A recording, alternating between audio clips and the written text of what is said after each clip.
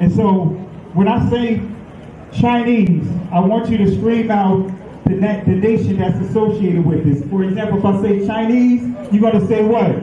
China. All right, let's say it with authority. When I say Chinese, you say what? China. All right, that's just a test right there. So here we go. Chinese. China. Russian. Russia. Italian. Italy. German. Germany. Swedish. Sweden. Korean. Korea. Egyptian. Egypt. Nigerian. Nigeria. Black. Exactly. Nothing. Tell him, Pastor. Tell him, Pastor. Black, nothing. I hope you were able to successfully identify the issue.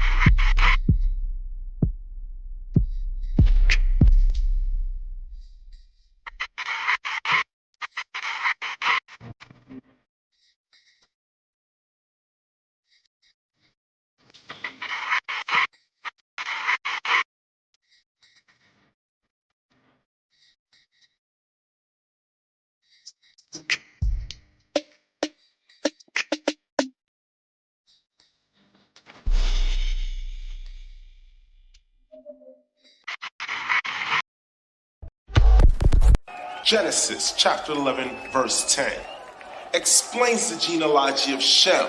Shem was a black man in Africa. If you repeat this fact, they can't laugh at you. If you repeat this fact, they can't laugh at you. If you repeat this fact, they can't laugh at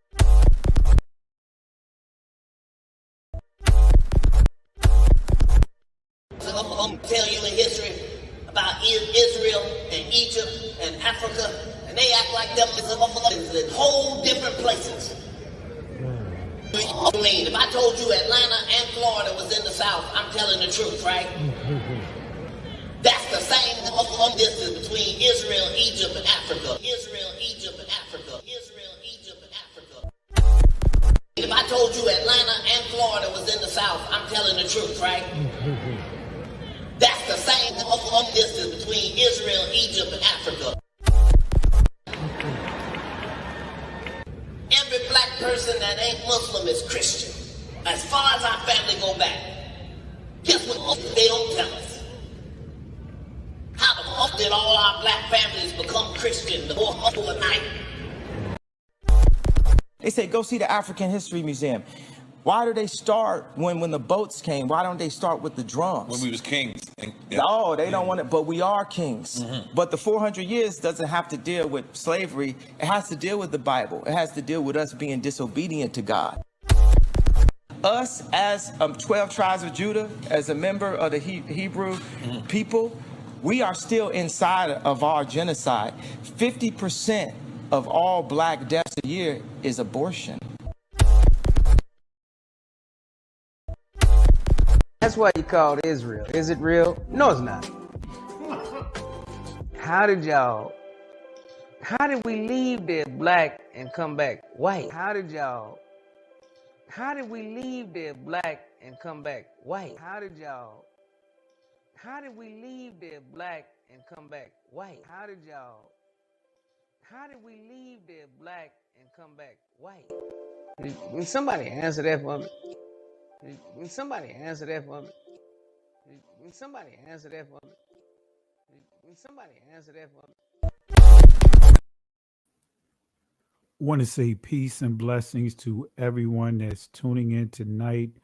My apologies for the delay, running a little late because I had other obligations, trying to get things set right now. Had the wrong presentation up. Actually, I had the presentation for tomorrow night. So I encourage you guys tomorrow night tune in for that presentation. We are going to deal with Pope St. Nicholas V.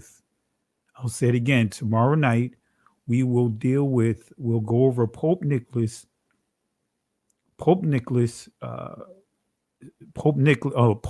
Nicholas V tomorrow night. So I encourage you guys to be on the lookout for that teaching. So let me real quick, before I take a look at who's in the comment section, who's in the chat, let me get this correct presentation up for you guys. This is episode 2. Episode 2, Christmas. And tonight we are going to deal with lynching. We are going to deal with the tree. We are going to deal with the tree. So let me do one more thing. Let me get the banner up here. Didn't have a chance to set all of this up, but let me get the banner straight. We are going to deal with the tree tonight. All right, let's see.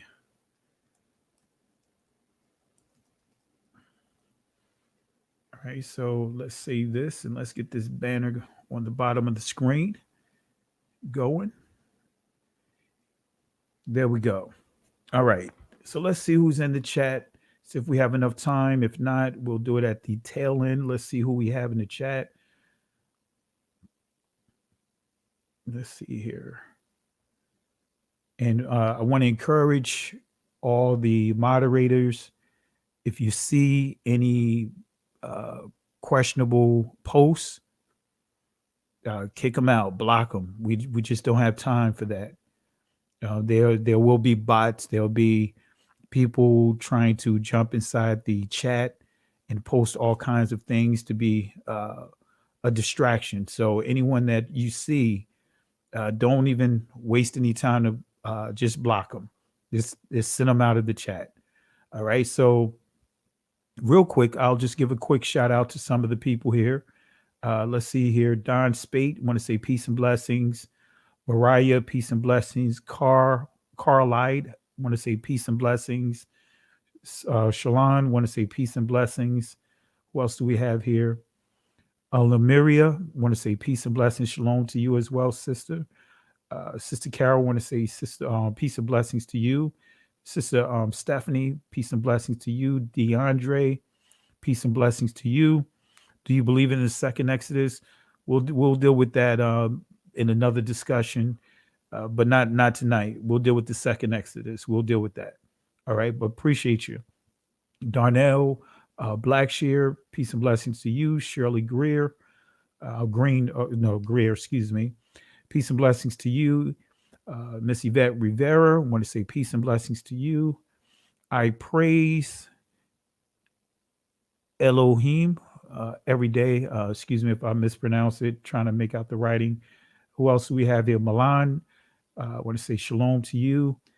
All right. I know we can't get through everyone. We'll catch some of you guys on the back end. I want to say Cool J, peace and blessings to you. Ernest Higgs, peace and blessings to you. Inspired Identity, I want to say peace and blessings to you. Tiffany Moore, peace and blessings to you. Mr. The Original School, I want to say peace and blessings to you. Who else do we have here? Elder Brunson, peace and blessings to you. All right. So we're going to go ahead and get started here. And we'll pick up with the go through the chat and do some additional shout outs once we wrap up, because I just don't want to use a lot of time to go through the chat. It's quite a few people coming in right now. So we are going to get into the lesson tonight. Yesterday, we laid the foundation. We dealt with swine. Tonight, we are going to deal with the tree. Let me say that again. We are going to deal with the tree, the Christmas tree. Now, I know that I've had a number of people, especially in the church, many will say that Jeremiah chapter 10 does not debunk Christmas. And I'm going to make it clear, Jeremiah chapter 10 It does not debunk Christmas. It debunks one of the tenets that comes with the territory of Christmas, and that's the Christmas tree. But I can tell you emphatically that the entire book of Jeremiah completely debunks the celebration of Christmas, Easter, and any of these man-made holidays. But by the time we finish this series, you guys will understand exactly what I mean. And I'm going to give you proof here. So tonight, our lesson for tonight is hung from a tree. Doctrine of the destruction of people, hung from a tree. So let's go ahead and get started. Let's begin. Key prophecy. You guys remember this from yesterday. And by the time we conclude this series, we will go into depth about the Nicolaitans. But let's go to this key prophecy again. Revelation chapter 2, verse 14 and 15. It says, "But I have a few things against thee, because thou hast there them that hold the doctrine of Balaam, who taught Balak to cast a stumbling block before the children of Israel, to eat things sacrificed unto idols." So for those that did not catch the lesson yesterday, the teaching yesterday, episode 1, I encourage you tomorrow, go over that lesson. We deal with the foods sacrificed to idols, starting with the swine. And I can say emphatically that not a single person of the Most High that's following the Most High, whether you blood descendant of Israel or not, should be eating swine, should be eating anything that has rodents in it, should be eating anything that the Most High declared to be unclean. So I encourage you guys to watch the lesson, episode 1, and that lesson I give full clarity to debunk any talking points of those that may say that, hey, it's okay. So again, it says here to eat things sacrificed unto idols and to commit fornication. Verse 15, "So hast thou also them that hold the doctrine of the Nicolaitans, which thing I hate." So let's define, let's see what this name Nicolaitans, let's see what that name means. So again, a key quote, "Also them that hold the doctrine of the Nicolaitans." So what's the doctrine? What is the doctrine of the Nicolaitans? Well, I'm glad you guys asked. Let me give you the definition of it. Here you see Nicolaitans, but notice what you see here. Nicolaitans, destruction of people. Let me say that again. Nicolaitans, destruction of people. Let me say it one more time. Nicolaitans, destruction of people. In entry number 1, this is what it says. A sect mentioned in Revelation chapter 6, who were charged with holding the error of Balaam, casting a stumbling block before the assembly of the Most High by upholding the liberty of eating things sacrificed to idols, as well as committing fornication. Now, again, I encourage you guys to go back and listen to episode 1. And we defined with clarity that pork is foods that is sacrificed to idols. That's one of the primary foods. So none of us should be eating pork. So again, I encourage you guys to watch that lesson. So again, let me read this again. A sect mentioned in Revelation chapter 2, verse 6, who were charged with holding the error of Balaam, casting a stumbling block before the church of the Most High, or the assembly of the Most High, or the assembly of the witnesses Israel and those that are non-blood descendants of Israel, that is following or followers of the way, by upholding the liberty of eating things sacrificed to idols, as well as committing fornication. But notice again, it says eating things that are sacrificed to idols. This is part of that doctrine of the destruction of the Most High's people, the doctrine of destruction or destroying people. So the destructive doctrines of the Nicolaitans, we're going to continue on that. We dealt with the swine. That's part of their doctrine. Now let's continue. Let's deal with Christmas. We are going to deal with Christmas because Christmas is part of that destructive doctrine. See, if you ask the average person, right, what is the matter of fact, I'm going to ask you guys, I'm not even going to assume. Let me ask you guys this here. For those that are watching, what is the doctrine of Christianity? What is the doctrine of Christianity? And also, what is the doctrine of Catholicism? Now, I'm going to ask the question again. What is the doctrine of Christianity? Matter of fact, let's just start with Christianity. What is the doctrine of Christianity? Just type it inside the chat and we will read some of the comments, some of the answers. I'll post it on the screen. We're going to have a little interaction for this part. So this is kind of like a pop quiz. So type in the comment section, what is the doctrine of Christianity? Someone said liberty. All right. Someone else says Jesus loved everybody. Okay. Let's see here. Who else do we have? I'm trying to see who else we have that's posting here. What is the doctrine of Christianity? Someone said the laws are done away with. Doctrine of Christianity, saved by faith. Do what you will. Trinity. Okay. Now, what about the matter of fact? Let me see here. I see a few more comments coming up. Sister Yvette, the Trinity. Up next. Not getting into all of that. Let's see here. The souls of our ancestors, want to say peace and blessings to you, sister. Appreciate you for taking the time out to participate and watch this video. But once saved, always saved.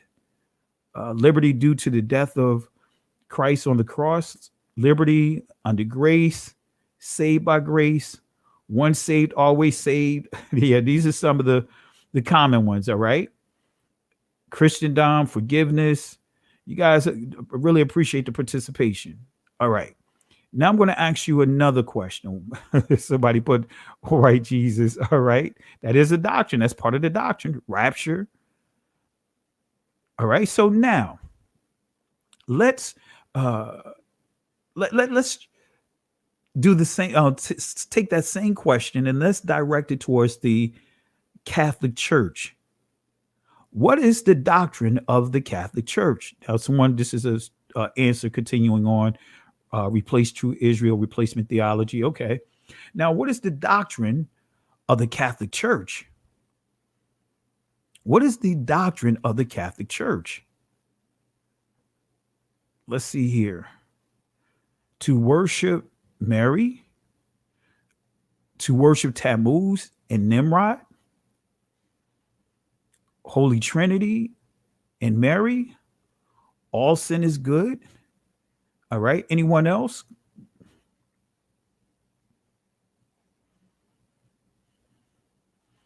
Babylon by Lamaris Fisher. Appreciate you. Pope is God on earth. That's a good one. Yes, that's part of the doctrine. What else do we have here? Man save. Somebody put here, play on words, religion. Catholicism. Pope is the vicar of Christ. In other words, the substitute. All right, we got the geek in the building. My fellow geeks here, Ashley Just Souls, the Most High's replacement on earth, Sunday church, confessions, all right, transubstantiation, all right. Let's get into like the warped understanding of the Passover, which they refer to as the Eucharist. All right, let's see here.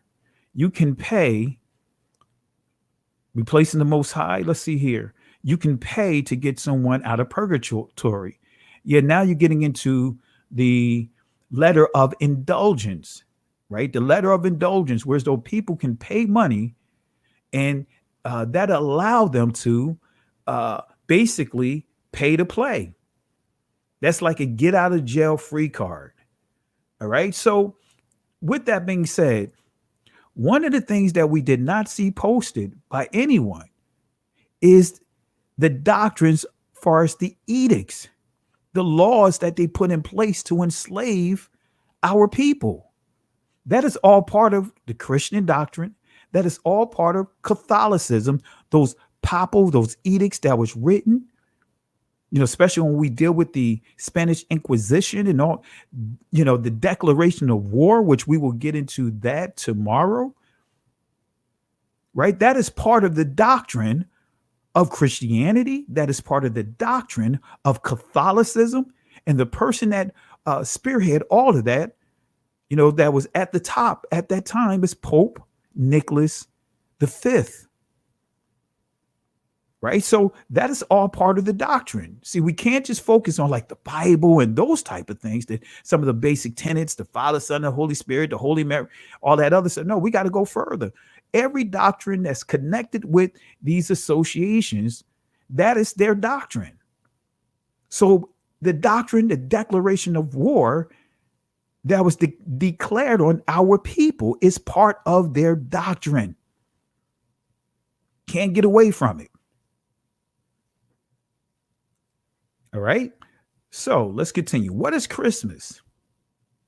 And I want to make this clear.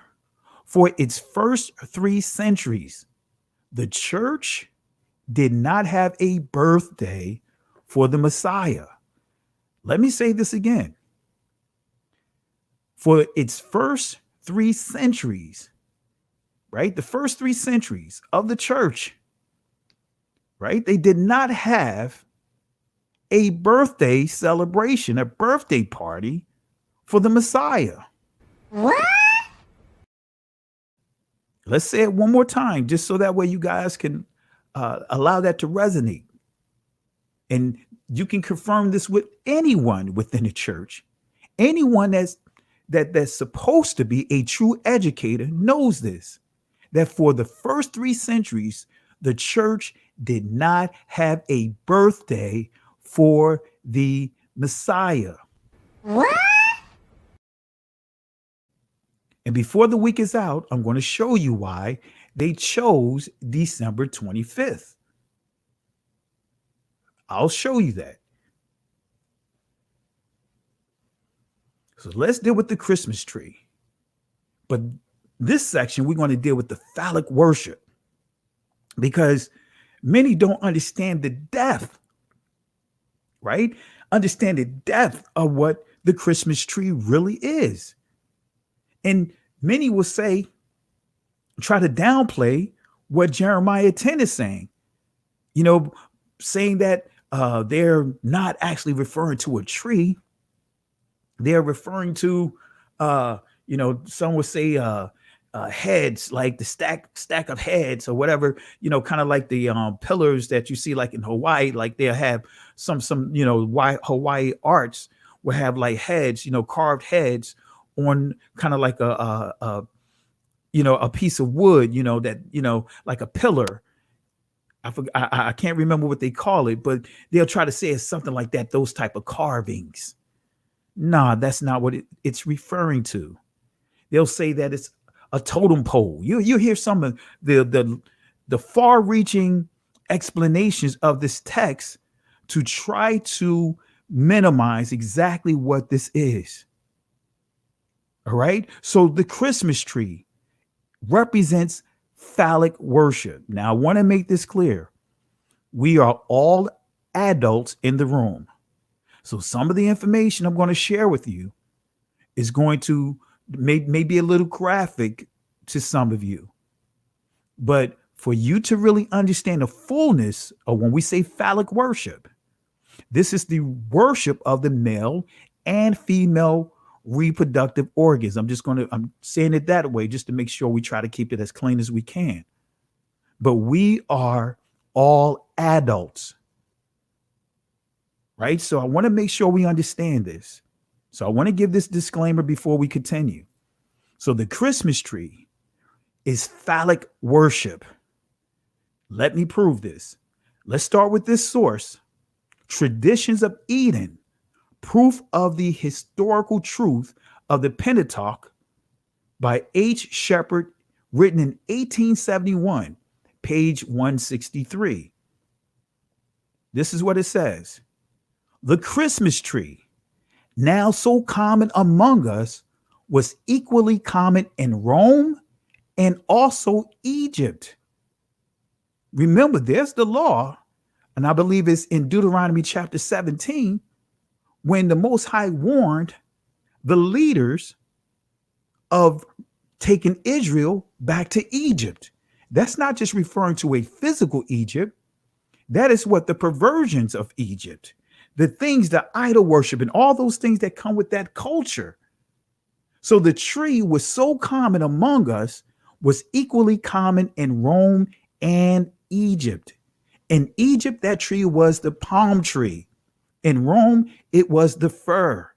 The palm tree denoting the pagan Messiah.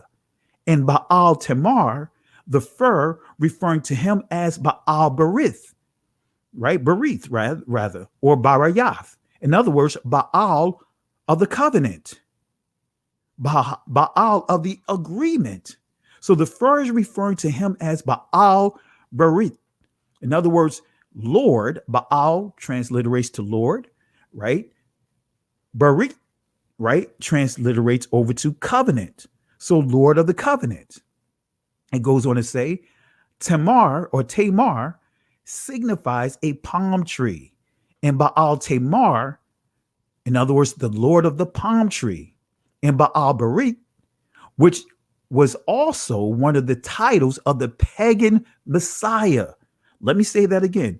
Baal Berith, which was also one of the titles of the pagan Messiah, signifying Lord of the covenant, like I just pointed out, was almost identical with Baal Berith, which signifies Lord of the fir tree, right? This is where we see the trees with the pines, right?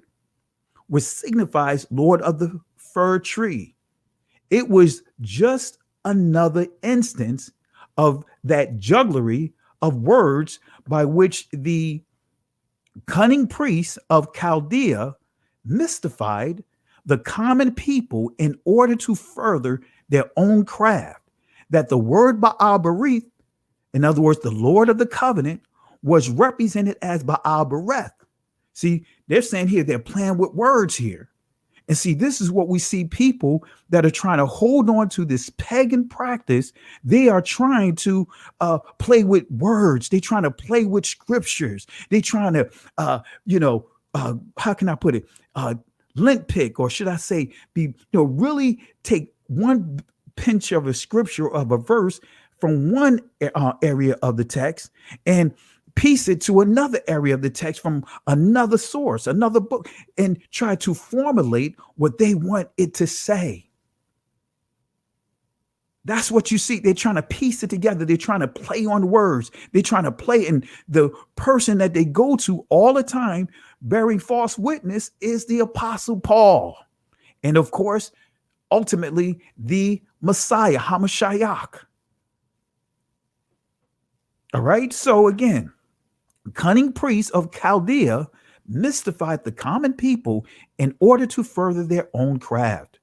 That the word Baal Berith, Lord of the covenant, was represented by Baal Berith, Lord of the fir tree.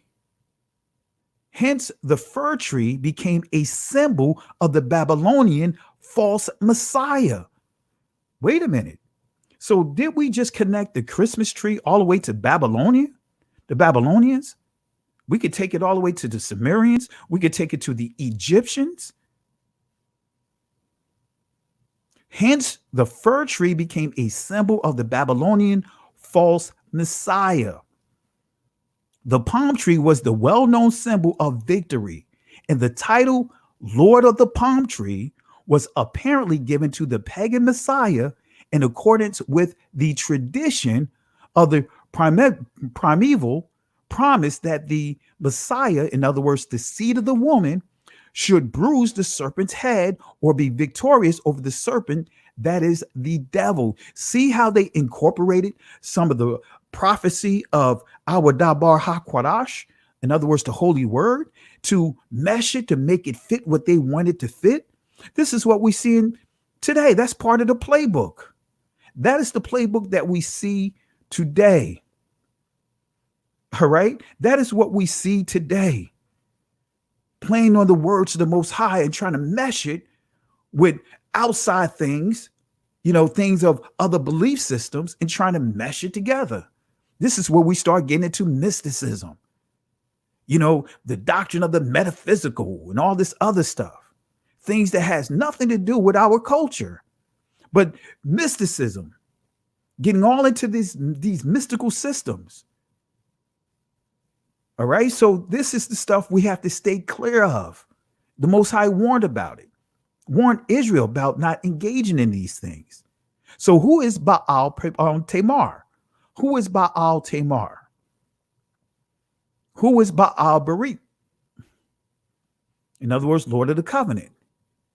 These deities are directly connected to the worship of the palm tree. The palm tree in the Babylonian myth of the primal garden, the palm tree was the tree of life, a dwelling place for the goddess Astarte. So when you put up that Christmas tree, you're paying homage to Astarte.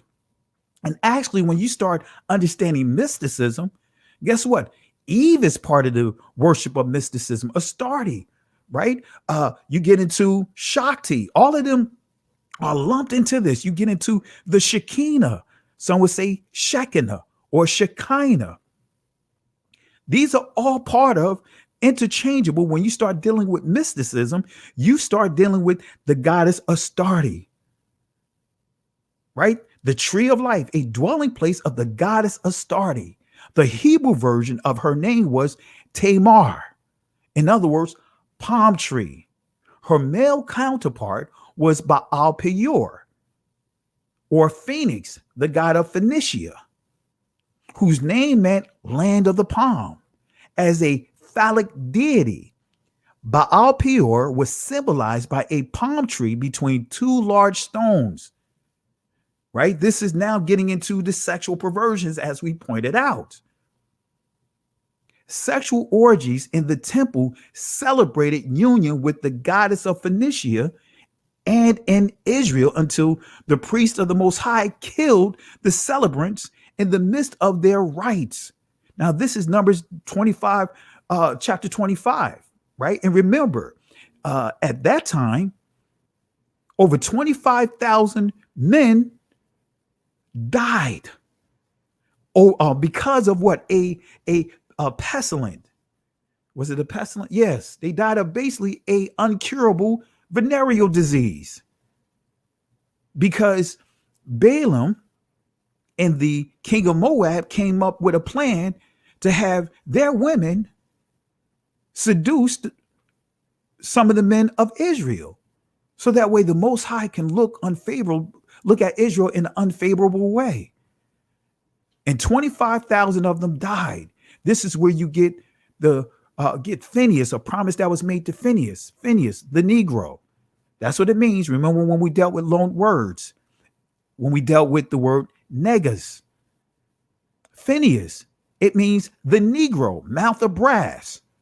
So Phineas took a stand and he killed a couple who was in front of the people as they were mourning, Moses and everyone was doing perversions, engaging in sexual activities in front of everyone while they were mourning the death of 25,000 men.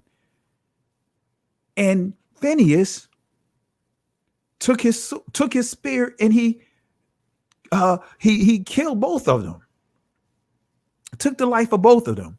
And the Most High, because of his stance, because he was bold, because he said enough is enough, guess what? He took a stand and the Most High made a promise to him, an eternal promise.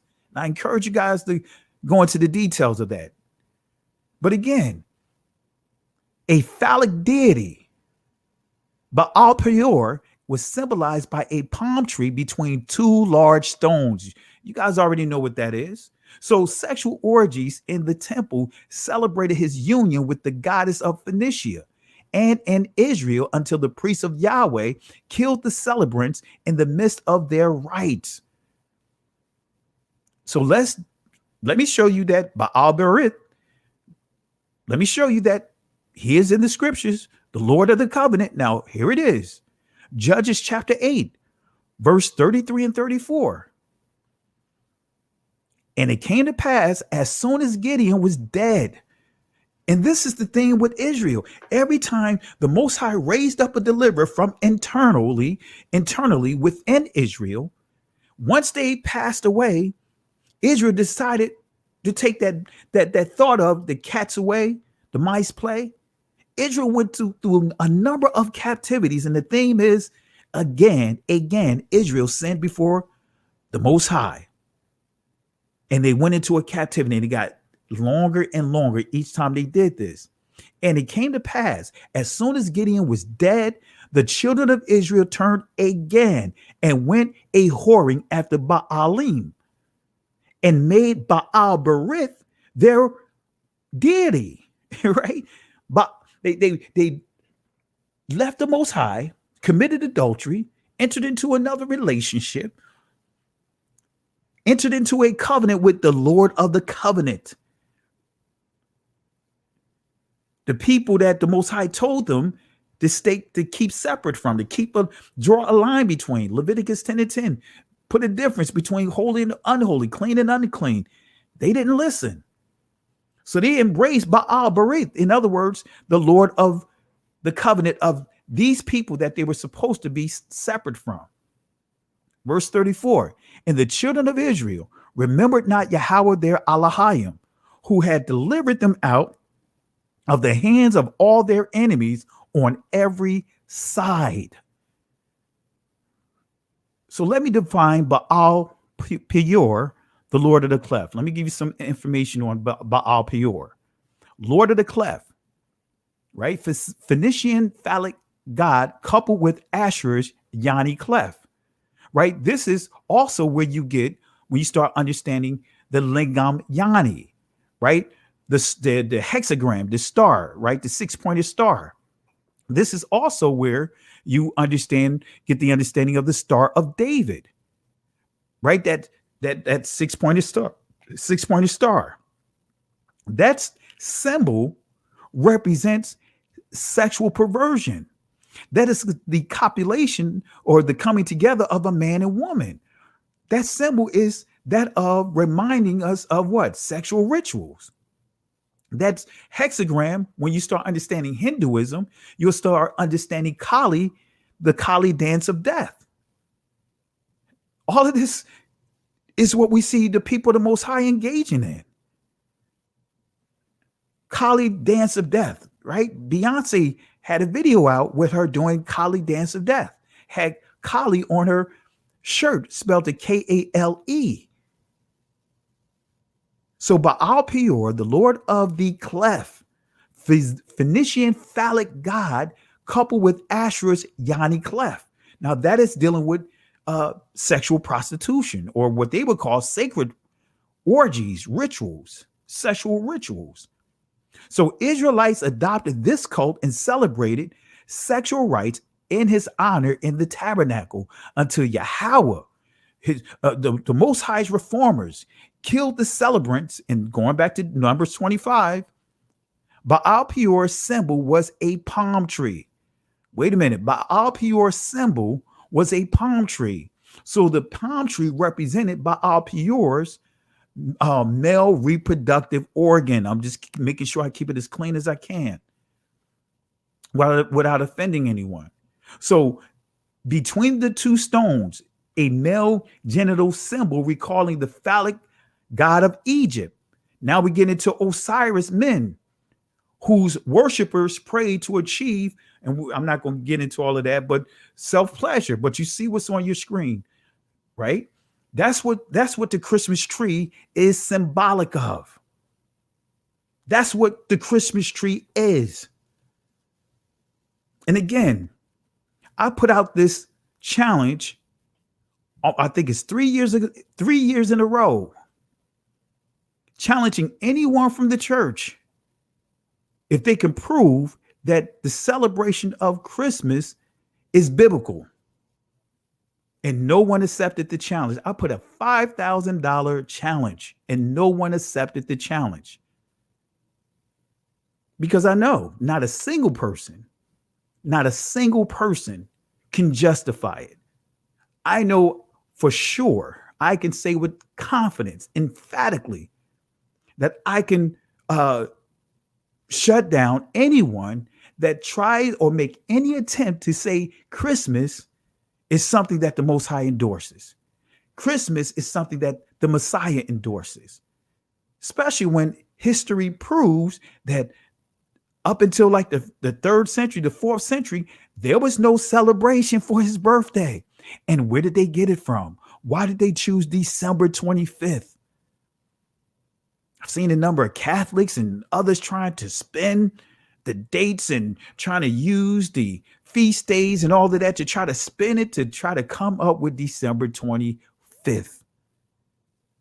Remember what I just read, manipulation. The Chaldea priests was bending and twisting the words, wordplay and all of this to try to what?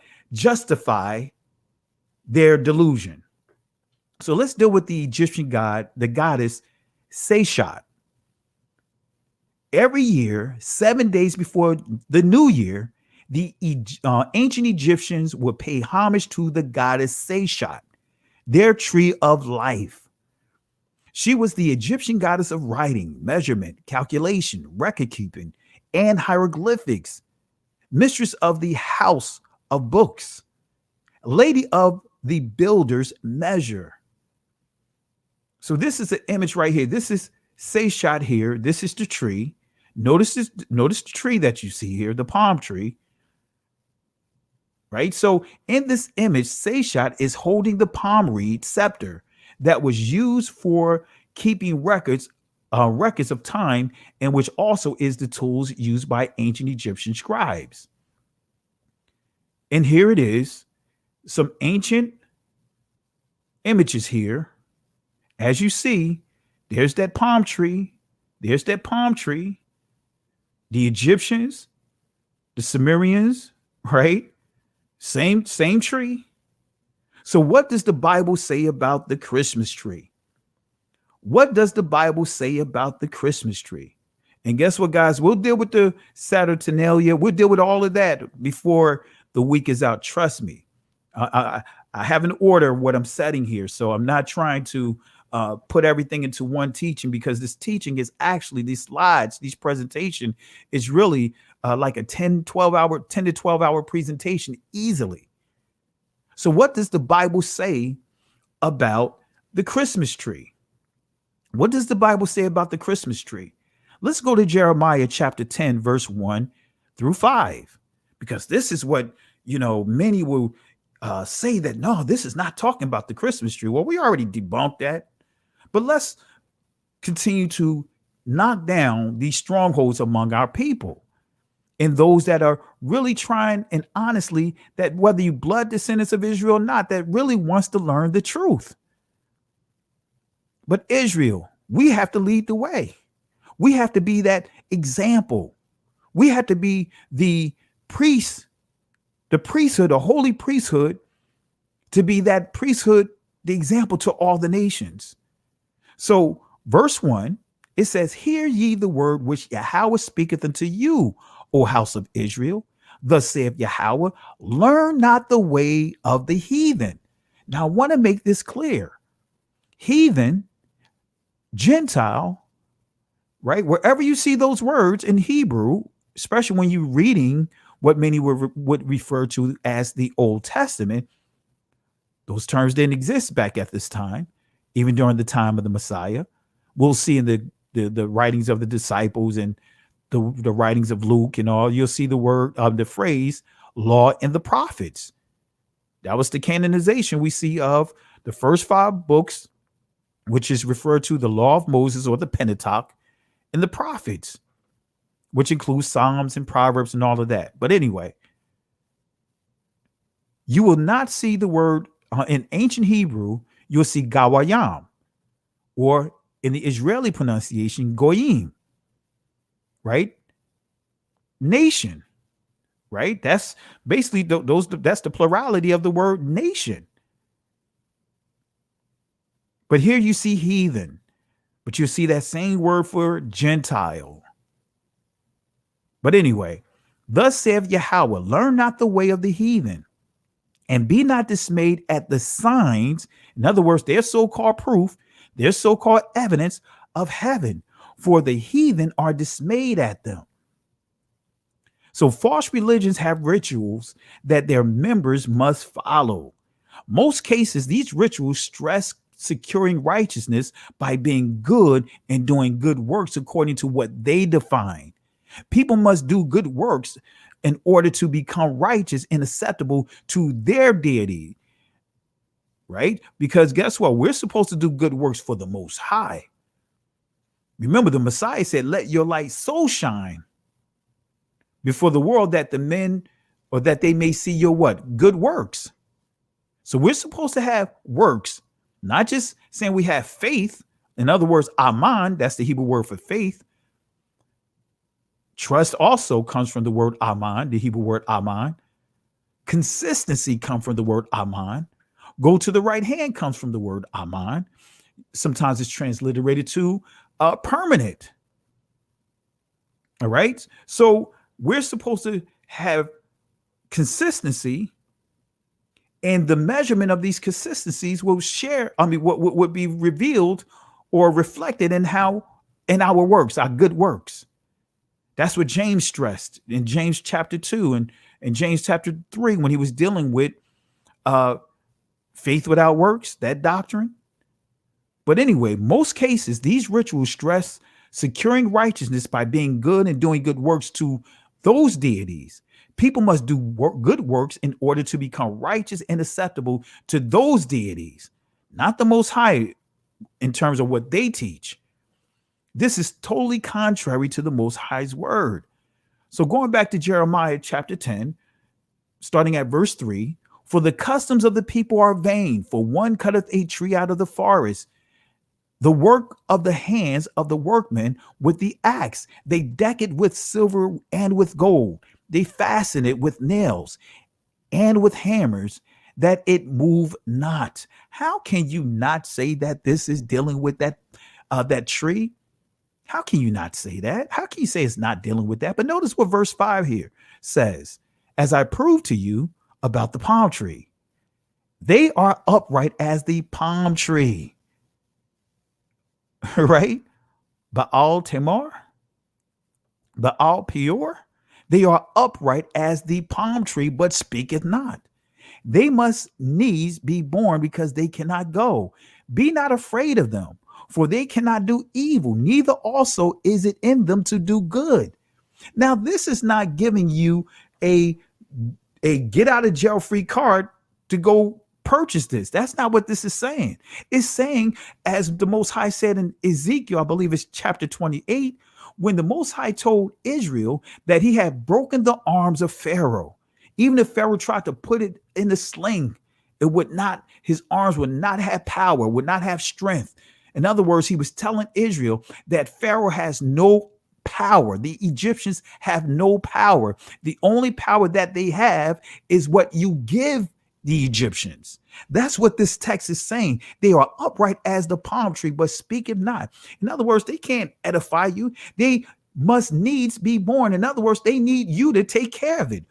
What type of deity, what type of mindset you have to be in that you build your own deity? You create your own deity and you have to carry your deity all around. That's basically, that's what the scripture is saying. That's what this text is saying. Be not afraid of them, for they cannot do evil. Neither also is it good. Is it in them to do good? They can't do nothing for you but cause you to lose favor with the Most High, cause you to be on the wrong side of the judgment.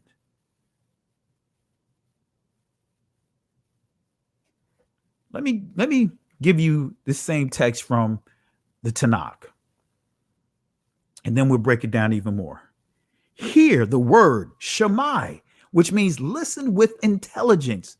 The word Dabar, or I don't have the text in front of me. It's either going to be Dabar or Amar, right? But anyway, hear the word which Yahweh has spoken to you, O house of Israel.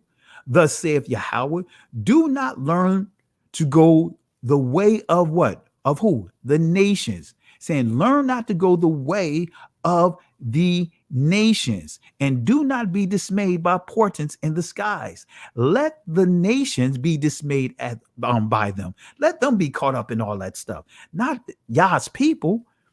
Verse 3, for the laws of the nations are delusions. Guys, look at what it says.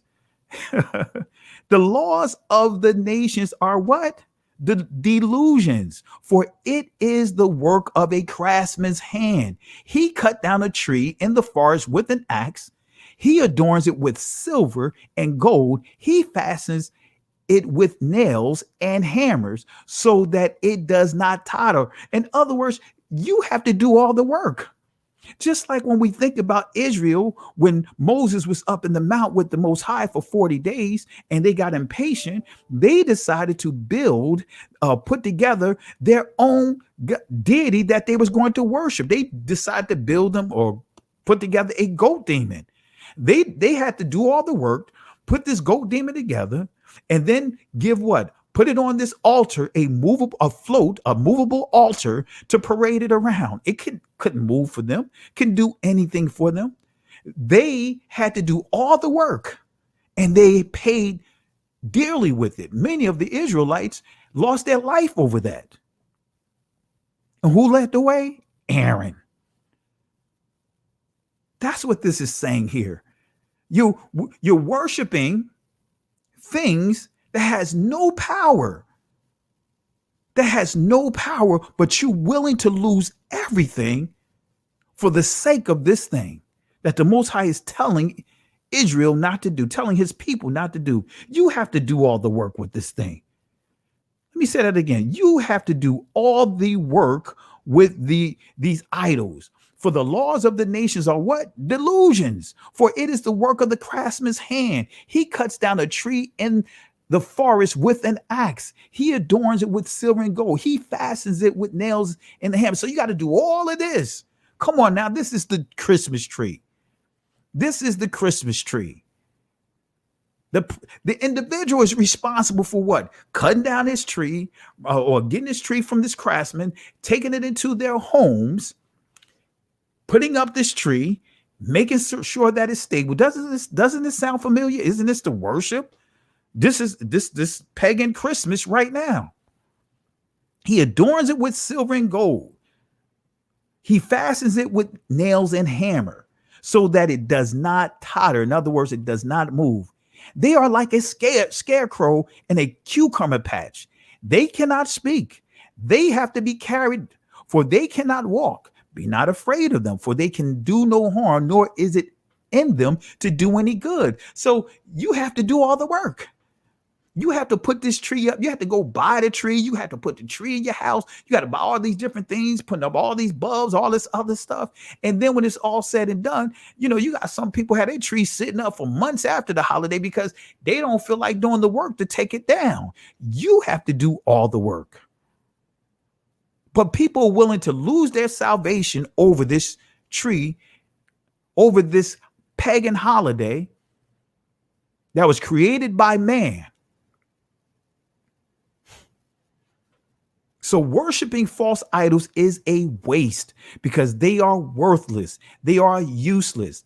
They are helpless. These so-called deities are absolutely nothing, which means that worshiping them amounts to nothing. So you're willing to lose your life. You're willing to lose your stand with the Most High over nothing. So now let's get into the meat and potatoes. Let's deal with the meat and potatoes. More on the Christmas tree. Let's deal with the beginning of sorrow, the time of Odin. Now, I encourage you guys, if you don't have your notepads, bring out your notepads. And remember that Christmas tree ties right into phallic worship. Maybe that's the reason why many within the church can't let it go, because we know there's a lot of perversions up in the church. Almost every week you hearing a story about some pastor, and you have a lot of their wives involved in it too, doing all kinds of perversions, from bestiality to pedophilia to cheating to homosexuality, all these different things. So the beginning of sorrows, the time of Odin. Let's break this down. The Hebrew definition of sorrow, right? We see makabai, right? In the Israeli language, it'd be makob, right? Makob, right? That's what you see on your screen. But makaab, right? However you want to pronounce it. But nevertheless, we see here anguish, affliction, grief, pain. All right. So makaab means affliction, anguish, grief, pain. Right. So make a note of that. Right. So let's go to the Greek definition. Let's go to the Greek word of the sorrow, of sorrows. Notice what you see on your screen. The Greek word is Odin. Let me say it again. Notice what you see on your screen. The Greek word Odin, which means pain, sorrow, travail. And the sub-entry, intolerable anguish, in reference to the dire calamities precede the advent of the Messiah. Notice that word Odin. See, when you start understanding the Proto-Indo-European tree of languages, you'll see how all of this stuff is interchangeable, right? You'll start understanding when we start dealing with these deities, how, for example, the Romans, the Greeks, Egyptians, even we could connect it with the Norse.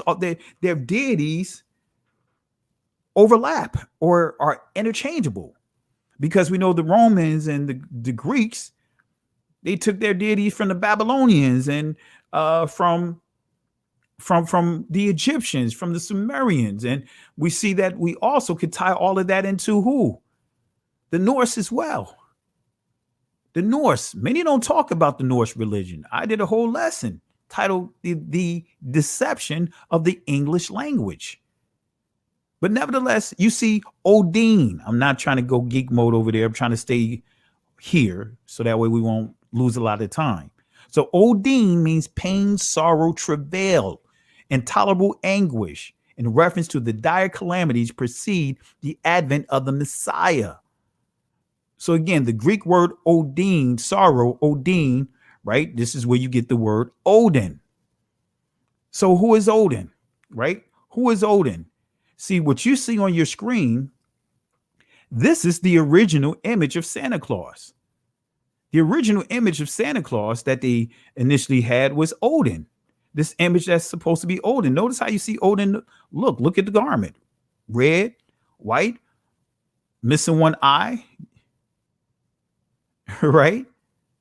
This is the original image of Santa Claus right here. Odin. So who is Odin? So Odin, and I want y'all to pay attention to this. Listen carefully. And this is going to sound familiar. And this is going to give you clarity why things went the way that it went. So Odin, Norse all-father, called God of the hanged, because the trees of his sacred grove at Uppsala were laden with hanged human sacrifices, even as late as the 10th century. Each victim, Dramar, right? In other words, drama, recapitulated the death rebirth of Odin himself when he acquired his divine powers by giving himself up to immolation, right? So we see, that we're dealing with sacrifices, right? Human sacrifices being what? By way of hung or hanged on a tree. A human being hanged on a tree. And now they have to deal with the drama, the pain that comes with the territory. Notice this next portion. Immolation on the world tree. Wounded in the side with a spear. Notice what it says. Wounded in the side with a spear. He said, I know that I hung on the windy tree for 9 whole nights, wounded with the spear of the spear dedicated to Odin. So this is the victim that's being hung on the tree, right? They would say that they know that they hung on the windy tree for 9 whole nights, wounded with the spear dedicated to Odin. Myself to myself. Doesn't that sound familiar? See, this is when you start understanding the ritual that the Romans performed. This is why the Romans mocked the Messiah. Remember, they had over his head, they had 3 different languages mocking him as being what? The king of Yahweh, of the Israelites, the king of Judah. In 3 different languages, they were mocking him. They were mocking him. These Romans was doing rituals. And so to bring drama, when they pierced the Messiah in his side, they were mocking him. They was torturing him. They was wounding him. They were being hung on a tree or cross or whatever. Guess what? That tree being hung on a tree, being hung on a cross, that is to bring drama, right? To show you that their deity is stronger than our deity. That's why they mock the Messiah. Family, y'all better pay attention to this. It's more to it than what you guys could ever imagine. See what I mean? It's right in front of our faces. That's why I'm sharing this detailed information with you. I'm not writing a book. I was going to started writing a book years ago to put all this in there.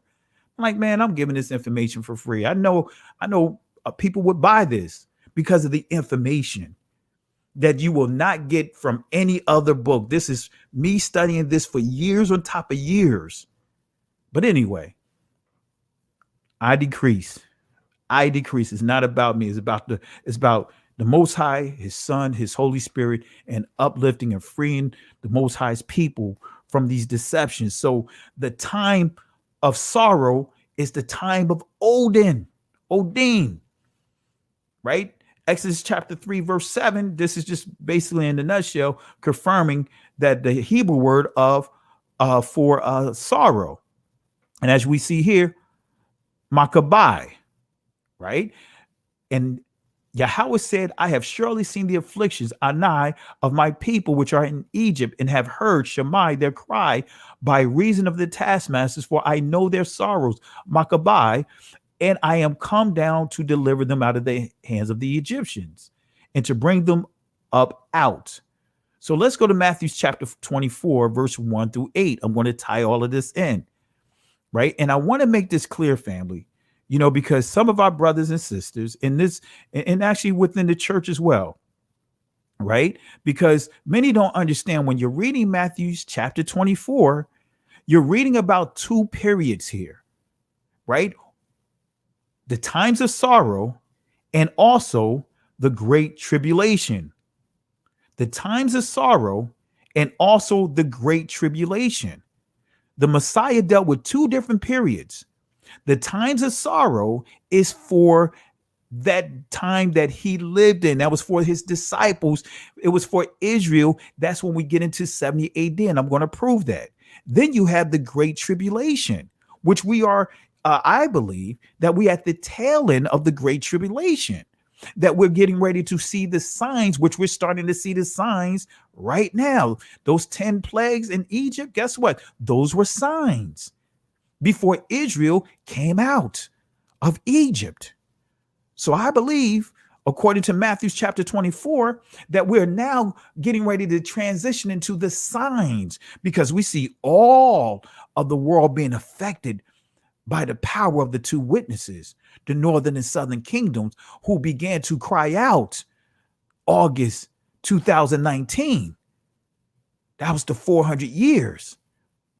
Anyway, we'll deal with that another time. Don't want to get sidetracked.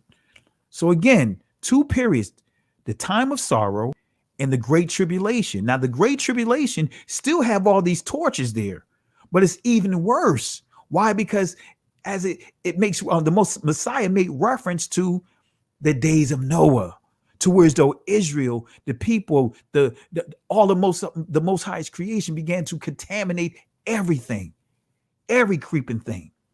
So let's start here. Matthew 24, verse 1-8. Yahushua went out and departed from the temple, and his disciples came to him for to show him the building of the temple. And Yahushua said unto them, see ye not all these things? Verily I say unto you, there shall not be left here one stone upon another that shall not be thrown down. And as he sat down in the Mount of Olives, the disciples came unto him privately, saying, tell us, when shall these things be? And what shall be the sign of thy coming and of the end of the world?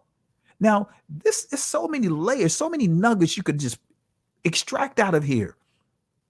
So the disciples just want to paint a picture here. So they looking at the temple. They're looking at this beautiful structure. They are commenting on it. They are complimenting it and all the structures around it. And as they're looking at it, the Messiah says to them, you see all this right here? I know it look good. I know it look beautiful. But guess what? It's going to be, all of this is going to be turned into rubble. And so the disciples, notice what it says. When he shared that to them while they was publicly out here at this place, but privately, his disciples came to him, what? Privately, asking them in private for clarity. See, this is how you know those that are truly seeking to be followers of the way, to be disciples of the Most High through his son, Yahushua HaMashiach. Because when you have a question that you may not agree with, when someone says something that you may not agree with, you're going to go to that person privately versus trying to make diss videos, trying to debunk someone, trying to expose someone. See, that's people operating in the spirit of the Pharisees. We have to be real with this thing. We have to be real with this thing. And Abimelech, the two witnesses, is the northern and southern kingdom. And I'm going to do a full series on that to show everyone that Israel it's not Moses, it's not Enoch, it's not Elijah, it's the northern and southern kingdom. Those are the two witnesses, and we'll deal with that in another time. Actually, I think I dealt with it. So anyway, right, getting back to here. Right. So the Messiah told them in private. I mean, the disciples came to the Messiah in private. They weren't trying to embarrass the Messiah. See, we're living in a day and time. People right now, people are paid to come into this chat to try to disrupt things.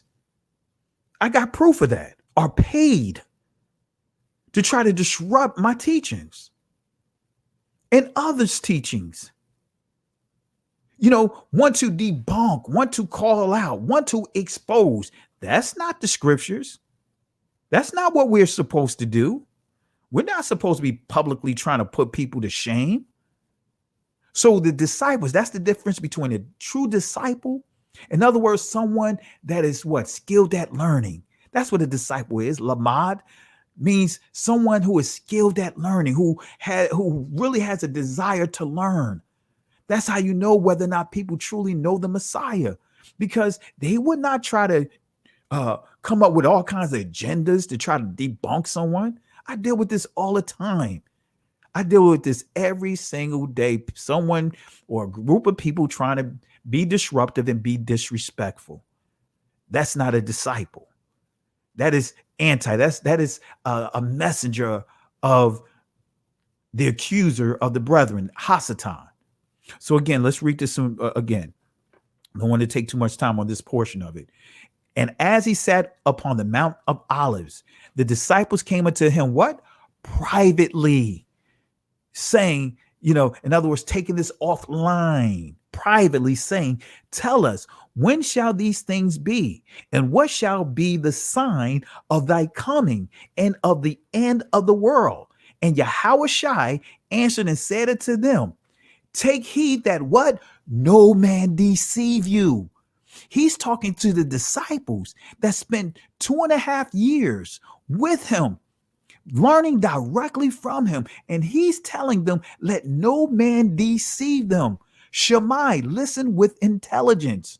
For many shall come in my name. In other words, come in his name, his reputation. Sham, the Hebrew word is Sham, which transliterates to name.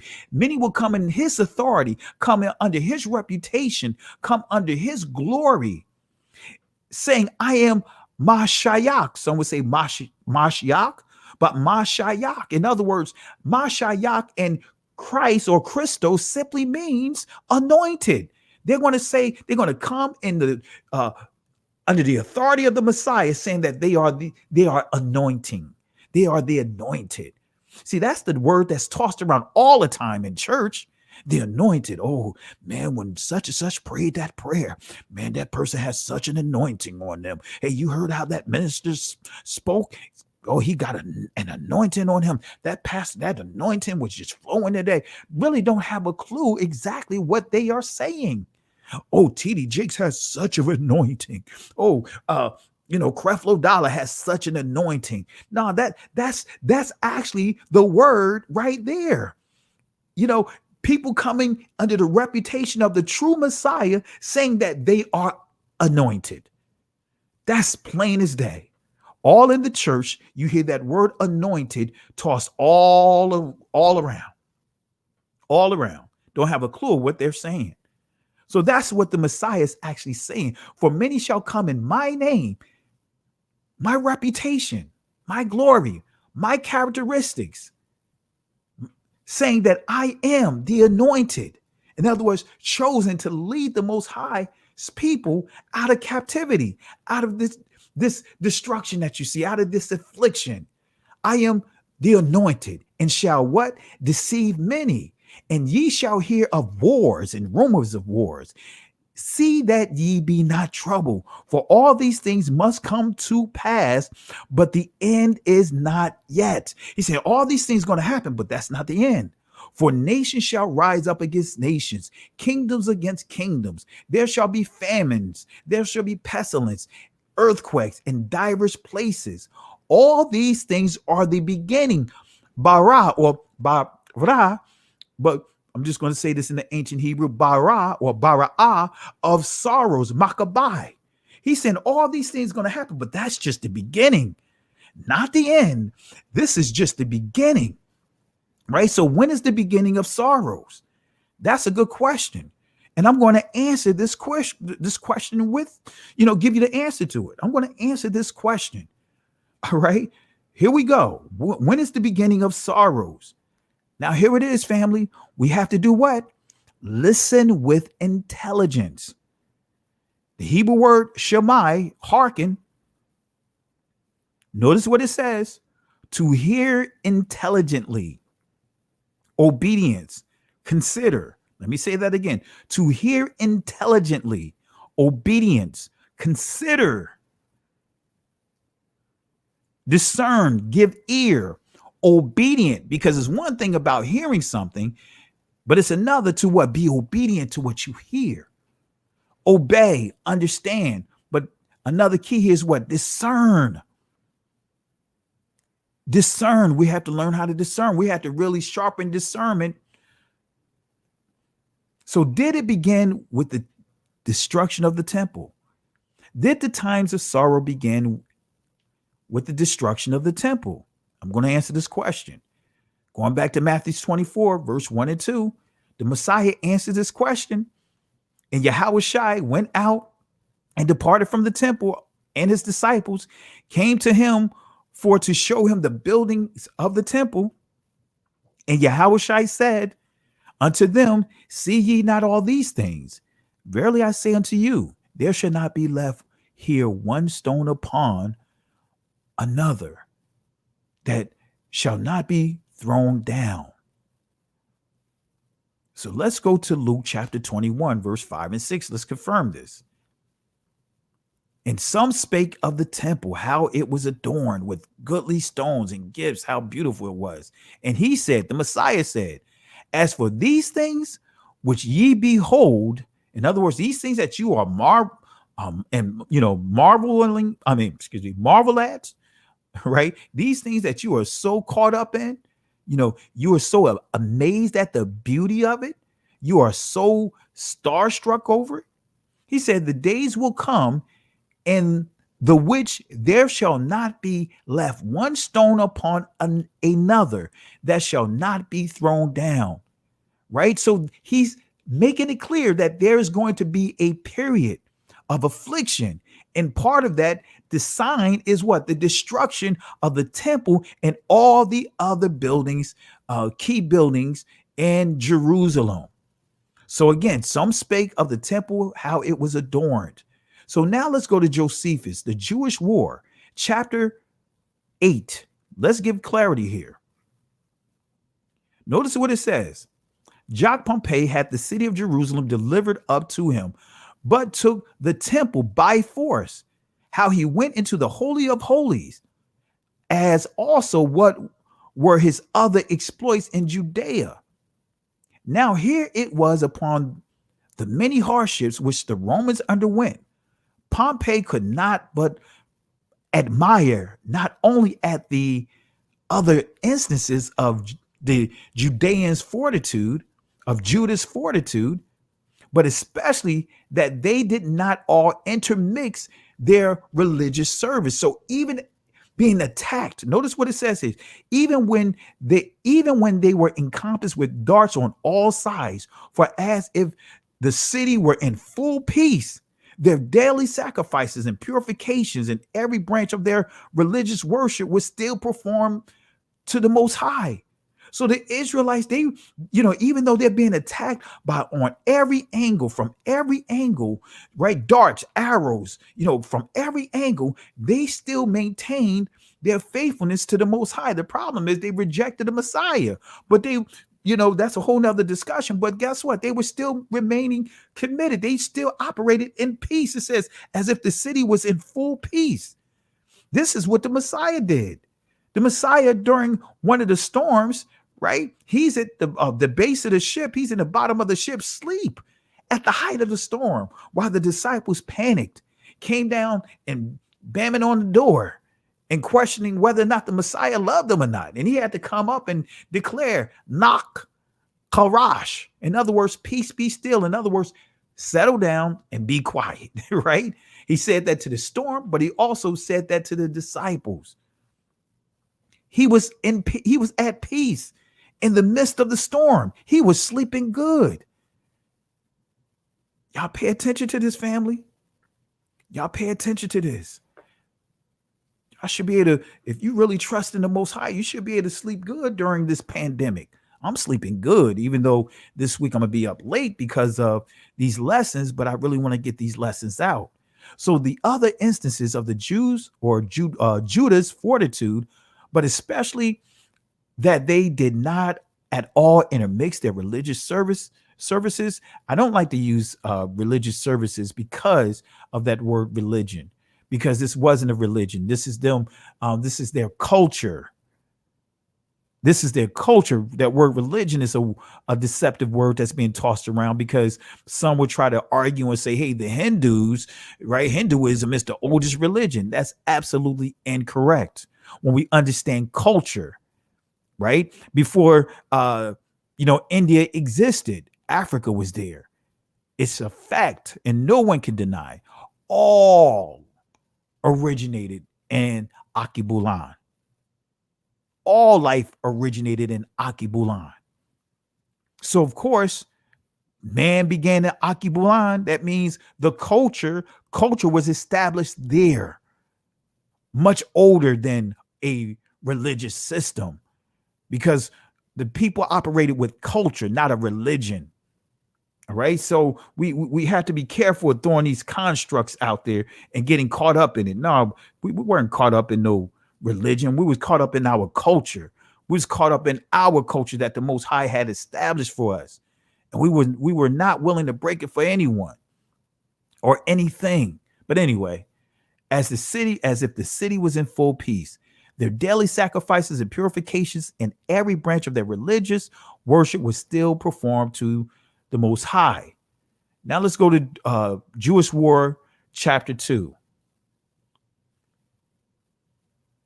And now Titus gave orders to his soldiers that were with him to dig up the foundations of the tower of Antonia and make him a ready passage for his army to come up, while he himself had Josephus brought to him. For he had been informed that on that very day, which was the 17th days of Patmos, in other words, Tammuz, the sacrifice called the daily sacrifice had failed and had not been offered to the Most High. In other words, this is what? Confirming the prophecies of Daniel chapter 7, when it tells us about how the sacrifices were going to cease. Notice that word Tammuz. You'll see that in Ezekiel chapter 8, whole different discussion. But this is in the footnotes, right? It says 70 AD, when according to Daniel's prediction, 606 years before, the Romans in half a week caused the sacrifice and oblation to cease. Now, actually, I said Daniel chapter 7, actually it's Daniel chapter 9. My apologies. But we see that Josephus, who is a noted historian, he is an Israelite. He is a Hebrew Israelite, making note of exactly what took place. All right. So for all these things must come to pass, but the end is not yet. The words of the Messiah. So let's go back to Matthew 24. Let's go to verse 5. For many shall come in my name, saying that I am the anointed, I am Mashiach, and shall deceive many. And ye shall hear of wars and rumors of wars. See that ye be not troubled, for all these things must come to pass, but the end is not yet. For nations shall rise against nations, kingdoms against kingdoms, and there shall be famines, pestilence, earthquakes, diverse places. All these are the beginning of sorrows. Bara'ah Makabai. All these things are the beginning, not the end. Verse 9 and 10. This is what it says. Now pay attention. Notice what it says. Then shall they deliver you. He's dealing with his disciples in private. The time of sorrows, he's saying they will deliver you. He's talking about, he's prophesying. He's telling the disciples how all of them are going to be killed. This has nothing to do with us today. This is dealing with the disciples. This is dealing with Israel. This is dealing with 70 AD.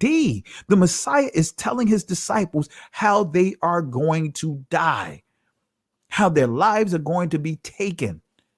He echoed these same sentiments. I believe it's like John chapter 15, if I remember correctly, either 15, not 14, but I believe it's chapter 15, either chapter 13 or 15, when he said that they were going to be kicked out. They were going to be put out of the Mashkan by their own people. And here's the kicker. They were going to be killed.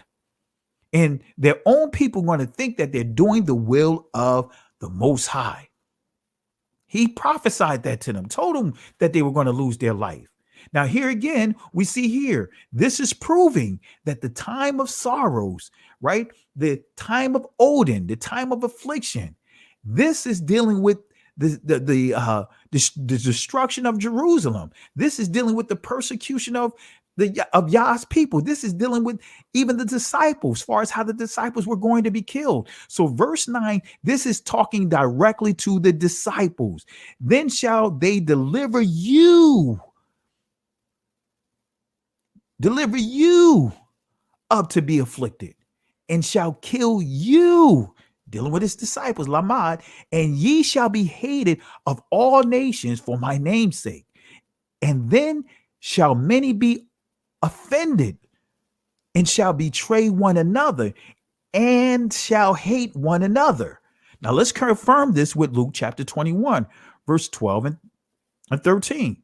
But before all of these, they shall lay hands on you and persecute you, delivering you to delivering you up to the mashkans, right? You see synagogue, but the Hebrew word is mashkan, and into prisons, being brought before kings and rulers for my name's sake, for being followers of the way, for the reputation of Ha-Mashiach. And it shall turn to you for a testimony. In other words, this is going to be what's going to happen to you. Guess what? It's going to be recorded. It's going to be your death is going to be part of the great witnesses that we're using today to witness, to stand strong, right? We're using their testimonies to be what? A witness, right? They recorded, everything was recorded of them laying down their life, starting with the Messiah. And now we are what? Playing it back. A good recording, the only way you can confirm a good recording is through the playback. And guess what? We're playing it back. And it shall turn to you for a testimony. So let's deal with the death of the disciples. Are there scriptures that give an account of the death of the apostles? Are there actual scriptures out there? Well, let's start with Acts chapter 12, verse 1 through 3. And I'm going to make it clear, not all is listed here, but I'm going to give you some sources. Acts chapter 12, verse 1 and through 3. Now about that time, Herod the king stretched forth his hands to vex certain of the assembly, and he killed James, right? Killed the assembly, the called out congregation, which is the Israelites, right? The witnesses of Israel, the followers of the way, to make it to be more specific. The Hebrew Israelites, who were the followers of the way, that's who he was searching to kill. And he killed James, the brother of John, with the sword. And because he saw it pleased Judah, he proceeded further to take Peter also. Then were the days of what? The unleavened bread. All of this during, we see feast days here. Unleavened bread. Now let's give a third-party source here. Eusebius of Caesarea, the ecclesiastical history. It says this, chapter 18, the apostle John in the Apocalypse. It says, it has said that in this persecution, the apostle and evangelist John, who was still alive, was condemned to dwell on the island of Patmos in the word. Listen to a tale, which is not merely a tale, but a narrative. In other words, this is not just a story. This is true. This is truth. This is facts. You know, we're also dealing with oral tradition as well. Oral information that was handed. I don't like to say oral tradition, but oral information as well, right? That was handed down. But listen to a tale, which is not a mere tale, but a narrative concerning John the Apostle, which has been handed down and treasured up in memory. So in other words, shared down through the oral traditions of Israel. Then eventually, we already know the rest is history, that our people got kicked out of our own assemblies, right? And taken over by the other nations. But anyway, it says this, for when after the tyrant's death, he returned from the Isle of Patmos to Ephesus, he went away upon their invitation to the neighboring territories of the Gentiles. Now let's go to the complete works of Tertullian. Peter endures a passion like his Lord's, where Paul wins his crown like in a death like John's, where the apostle John was first plunged unhurt into boiling oil and thence remitted to his island exile.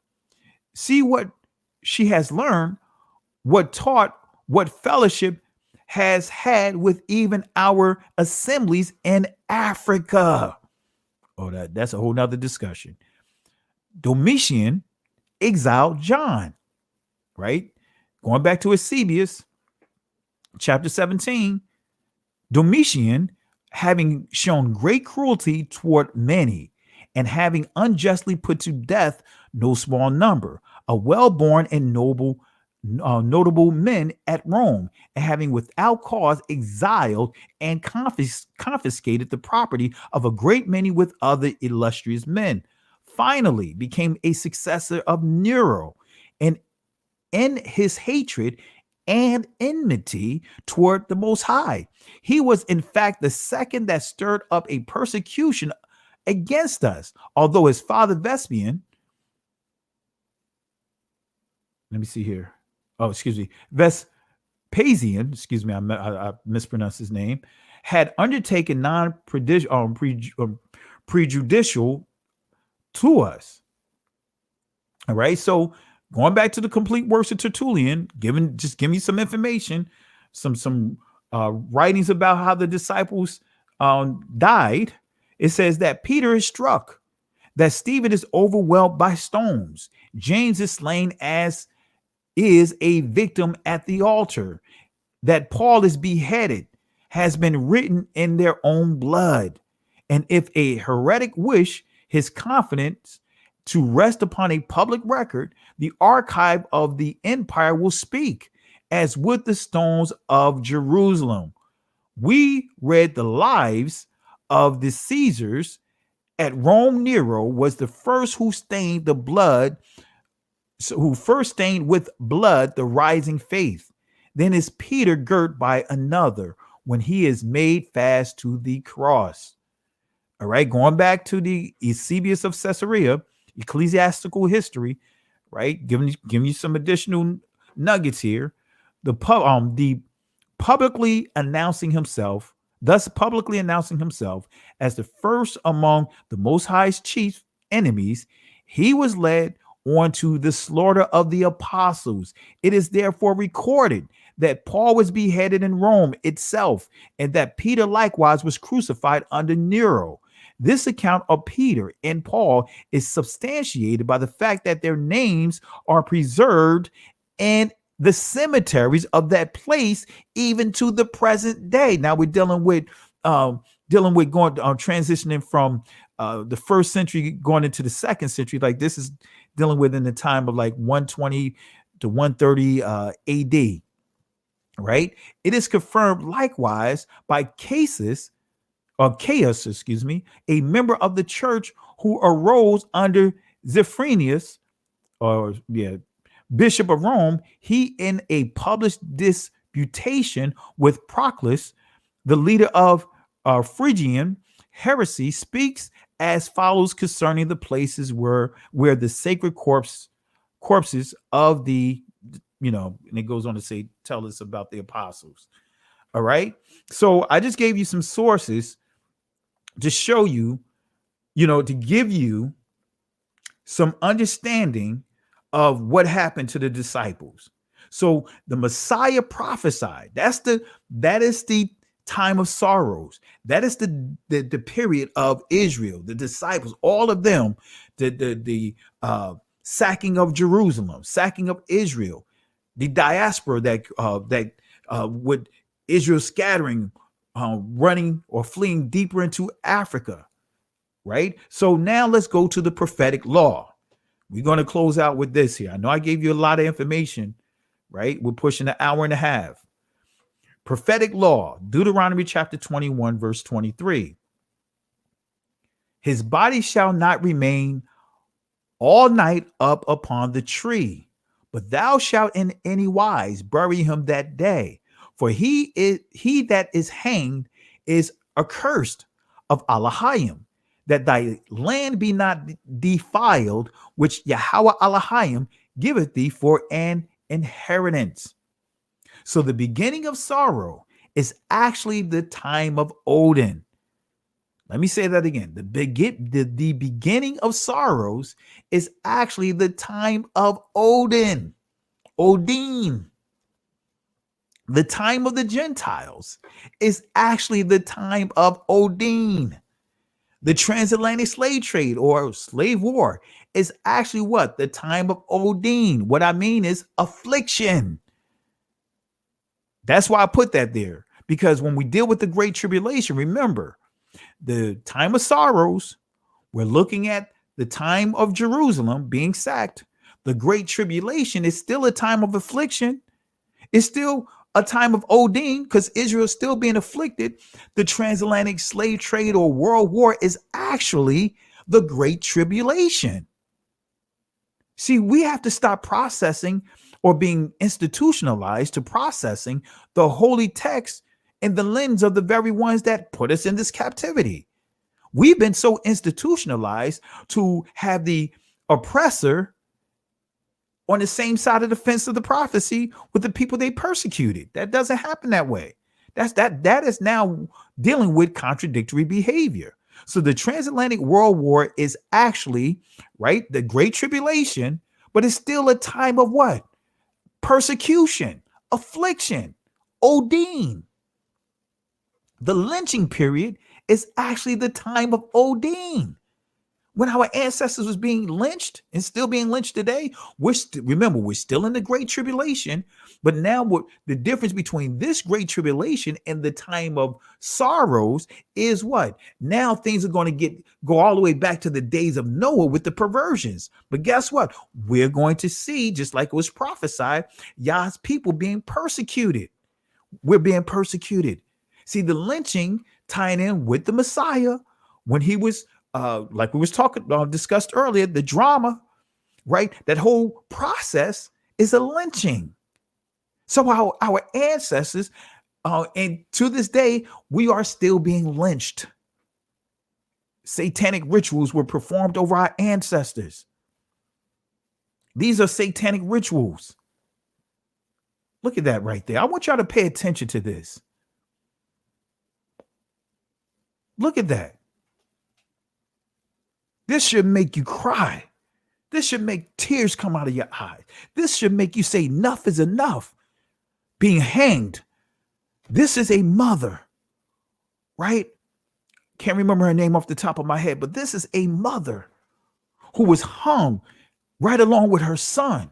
And if you see the full image, her son's pants, he was 14 years old, pants down at his waist-side, his underwear's at his waist-side. She witnessed her son being sodomized by the oppressor, by over 40 Caucasians, by 40 white men, saw her son being sodomized before her eyes, and they did the same to her as well before they hung them.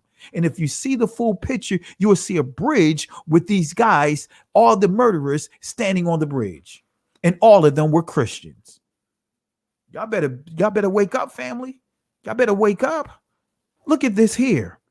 Bounty, $200 a dozen for niggers, right? Nagas, right? We had that whole discussion a few days ago about KRS-One. I encourage you guys to watch that.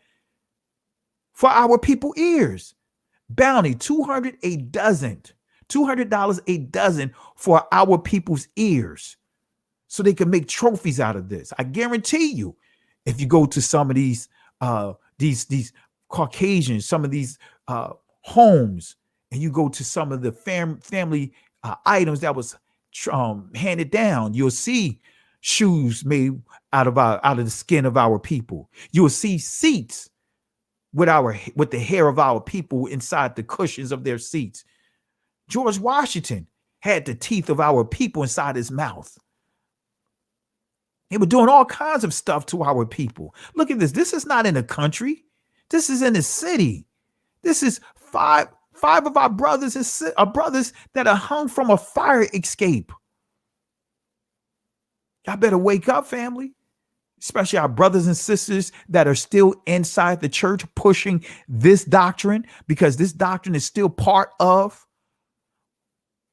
Look at how much money those murderers made off of, was able to generate, those that murdered and lynched Arbery. Y'all better wake up, family. I'm showing these images because I really wanted to really provoke you to good works, to say enough is enough, to come out of this delusion. Ask these questions to your pastors. How come they're not talking about these things right here?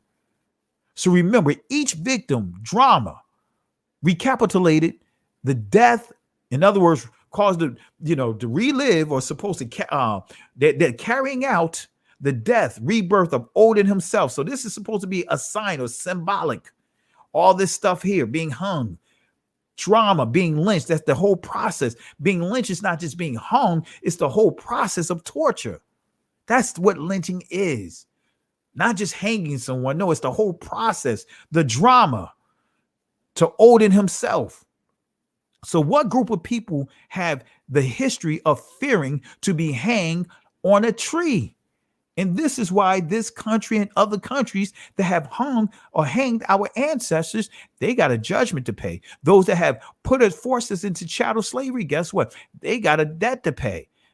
Exodus 21, chapter 16 is the law against chattel slavery, about kidnapping someone, taking someone. So what group?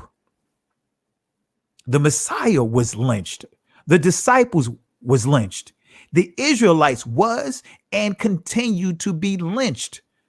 Study the history. You'll see what happened when you start understanding what happened in 70 AD. They were hanging more than just the disciples and the Messiah. So the Israelites was and continue to be lynched to this day. The etymology dictionary definition of lynch: inflict severe bodily punishment without legal sanction. Notice here you see, which was likely named after William Lynch of Pennsylvania. Well, notice when some people try to push that narrative of, the Willie Lynch letter never existed. Well, whether it existed or not, guess what? The practices, the behaviors are there. But they mentioned William Lynch right here, huh? Other sources trace the name to Charles Lynch, a Virginia magistrate. This is just giving you the history of it. But notice what it says. Originally, any sort of summary justice done without authority of law for a crime or public offense. Notice what it says. It especially referred to flogging or tarring, putting tar over. Tar will tear up your skin, and feathering. This is what they were doing to our ancestors. They ate our ancestors in many cases. They used us for oils and grease and all kinds of stuff. They ate Nat Turner. They ate part of Nat Turner. They used the rest of his body as what? For oil, for grease for their wheels. But they took souvenirs off of him.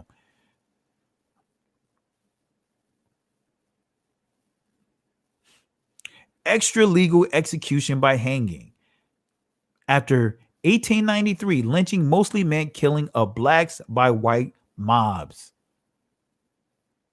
And the playbook was, as you see here, in retaliation for alleged sexual assaults of white women. Alleged, in other words, falsely accused of even just looking or supposedly blinking or flirting. Emmett Till, right? So let me share another piece of history.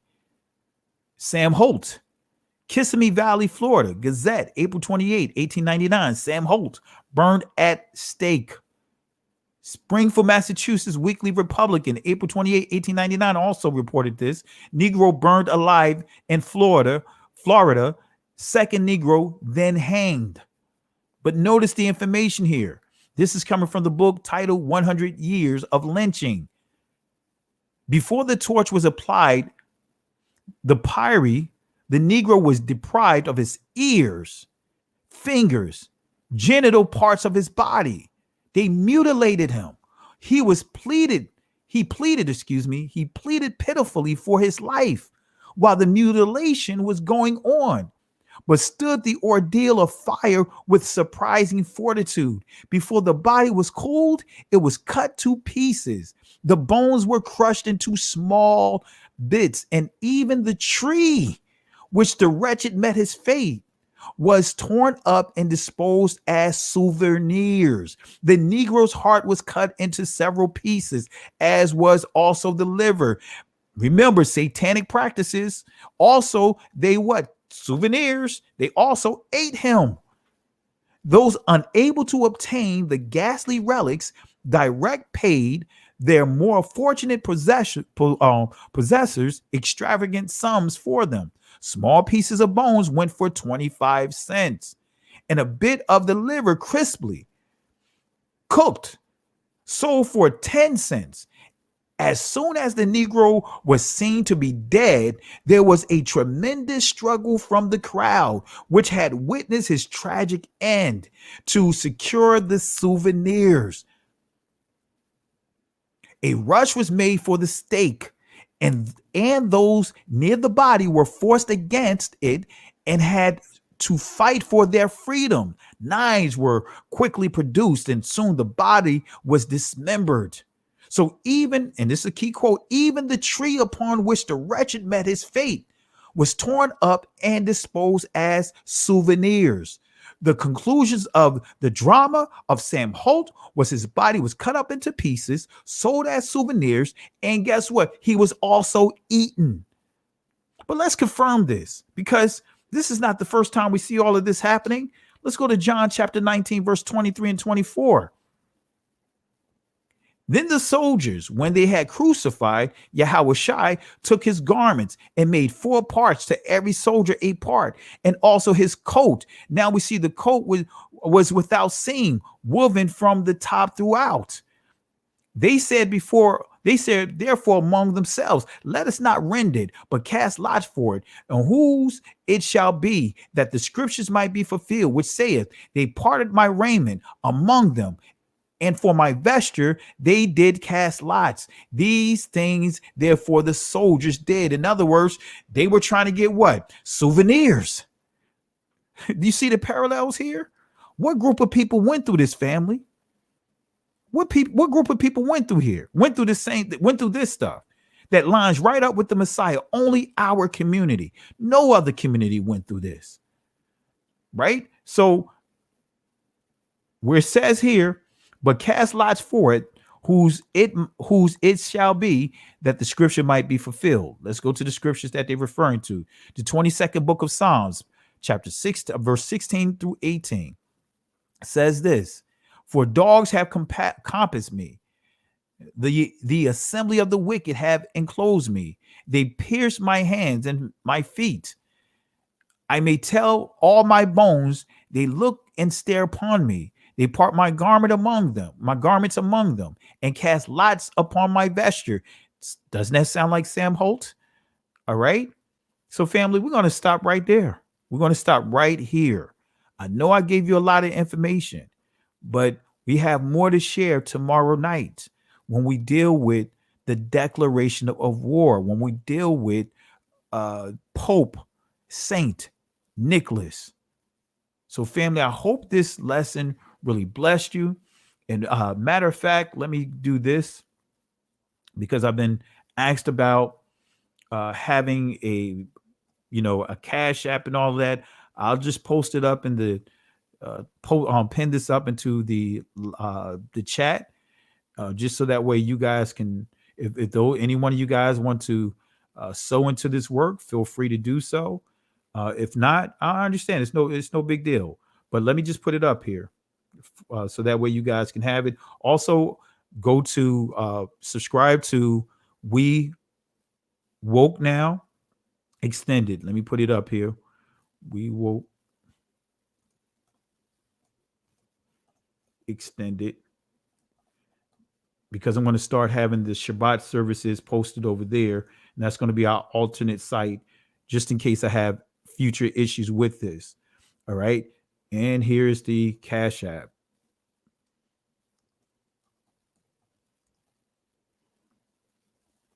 All right. Let me put this in the chat and let's pin this. Okay. So with that being said, family, we're going to go ahead and get ready to wrap up. I know I gave a lot of information over the past 2 days.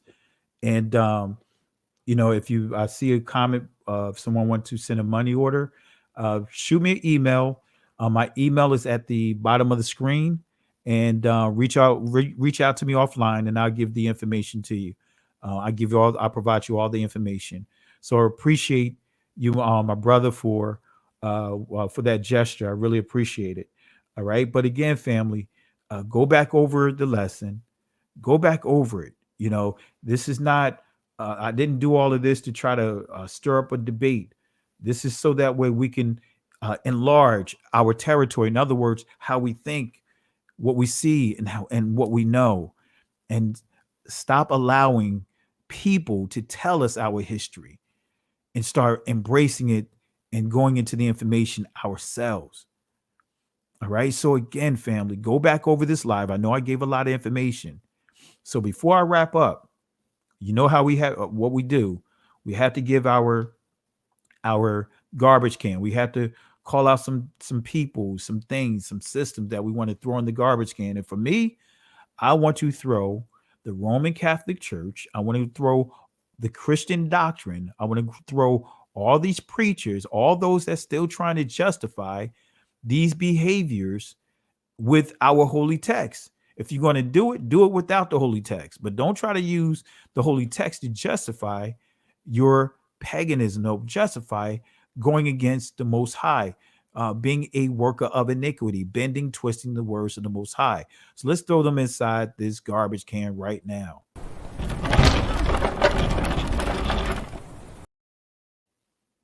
Want to throw Stephen A. Smith inside the garbage can because he just can't help it. Even with being struck with COVID, right? He's dealing with, he came down with the virus after being fully vaccinated. He came down with the virus, but he keep going at Kyrie. It's like, come on, man, leave Kyrie alone. He literally put it out there saying that no one should give him any money outside of a 1-year deal. Now you get into a man's pocket. I'm telling you, every last one of us, we should cancel Stephen A. Smith. We should put together a petition to cancel Stephen A. Smith. He is a disgrace to our community. He's going after another man's pocket. He was quiet when it came to Aaron Rodgers, but he had all the mouth. He got all the mouth for Kyrie. Throw him in the garbage can.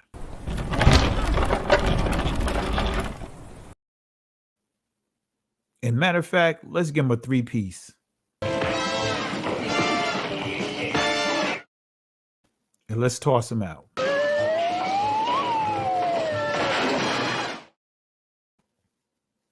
All right. So who do you got? Who you guys have here? Let's see here. Someone said apologists. That's right. These Christian apologists, who's constantly trying to attack our community and coming up with all kinds of ways to deceptions and delusions, poorly teaching the text, let's give them the garbage can.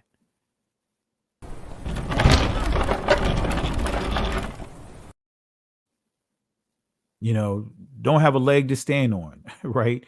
The Christmas tree. Guess what? Let's give it the garbage can. All right. You guys are really participating with the garbage can tonight, which is a good thing.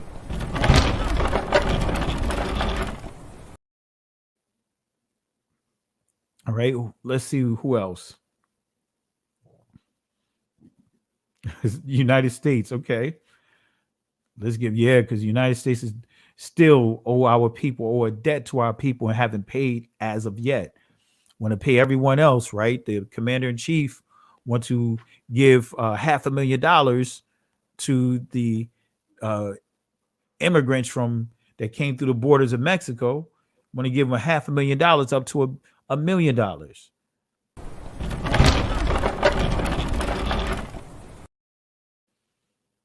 Who else do we have here? Who else do we have here? Just going through the list here. Going to get a couple more here.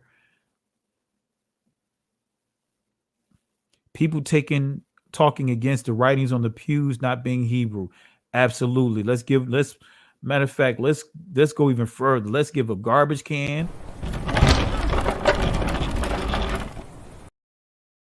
Let's give a 3-piece. Give some fries. Milkshake. Matter of fact, let's give an extra. What else can we add on here? Let's put a pie on here. Let's toss it out. Right. Let's see who else do we have here. All right. Just going through the list here. I know it's going pretty quick. So my apologies, family, if I do not get to you, but I'm trying to get as much as I can.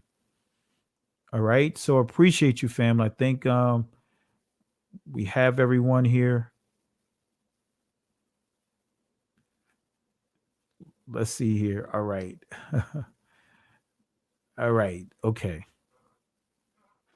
All right. So family, I really appreciate you guys for, that's right. Someone said Palm Sunday. Yeah, I got to put Palm Sunday in it.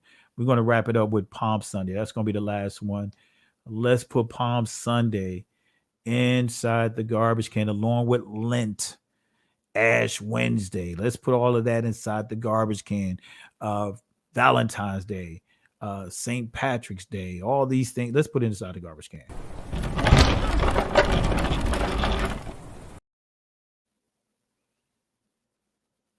All right. So family, I really appreciate you guys. And we're going to go ahead and wrap it up. So again, same time tomorrow night, we're going to have episode 3, right? As you can see, it's a lot of information that we're sharing. And I'm sure that I'm sharing some information about Christmas that many of you guys probably had no clue about, or was familiar with it, but just didn't know how to connect the dots. So family, really appreciate you guys.